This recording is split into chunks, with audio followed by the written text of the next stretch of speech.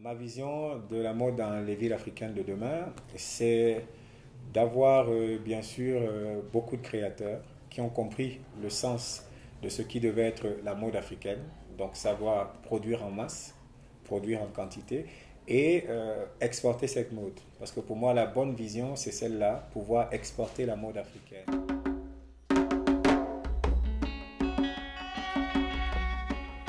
Jean-Pierre Amor est un styliste modéliste formé à l'école Geoffrin Birs, Paris 16e, et aujourd'hui directeur de la maison de couture Santirus Mode et promoteur d'un festival de mode au Cameroun.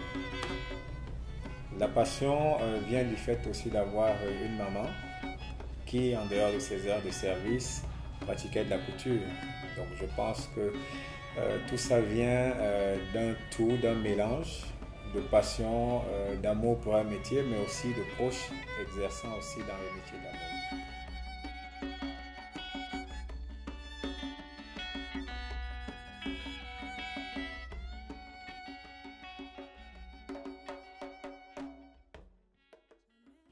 Bon, en général, je trouve que la mode africaine est en train d'évoluer.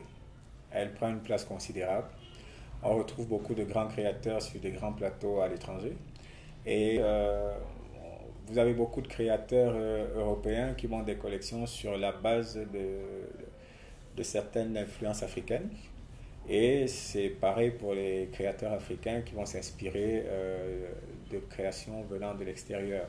Elle peut avoir sa place, la mode africaine, mais elle ne devrait pas se laisser influencer, dominer par d'autres modes.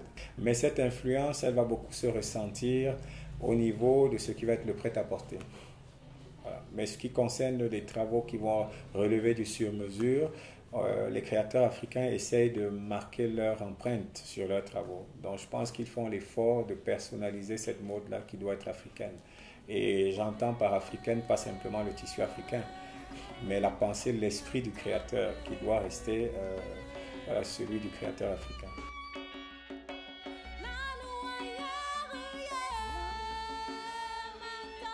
Ma vision dans les villes africaines de demain concernant la mode, c'est d'avoir des villes qui vont pouvoir avoir fait un grand pas dans ce qui va être l'insertion de l'outil informatique dans les milieux de la mode, ce qui permettra en fait une production de masse, un positionnement du prêt-à-porter africain, une ouverture sur le dialogue entre créateurs.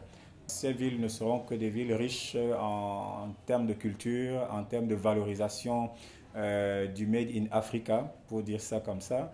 Et c'est une vision que je pense que beaucoup de créateurs peuvent partager et sûrement partagent avec moi. Pour arriver à cette vision des villes africaines de demain concernant la mode, il est nécessaire que au niveau des formations déjà pour les créateurs de mode, on met un accent plus poussé vers la formation professionnelle. Et pour ces villes aussi futures, de pouvoir déjà, dans un premier temps, solliciter des subventions pour que ces créateurs bénéficient d'un matériel de pointe.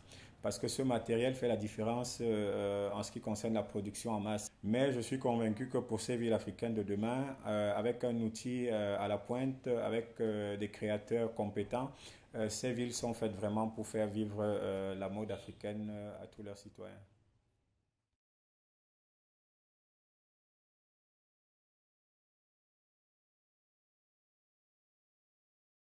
Ce qui motive en fait à aboutir à un festival, c'est que depuis 6 ans, on travaille sur un concept qui vise à valoriser les jeunes créateurs.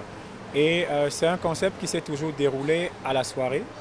Et nous avons trouvé nécessaire, déjà pour le thème qui a été choisi, valorisons les créateurs de mode locaux, afin de mieux développer le Made in Cameroun, nous avons choisi de pouvoir offrir à ces jeunes créateurs une belle plateforme d'expression, à savoir un espace où ils peuvent présenter leur création et en soirée où on peut avoir un show défilé qui donne vraiment de la valeur à ces jeunes artistes-là.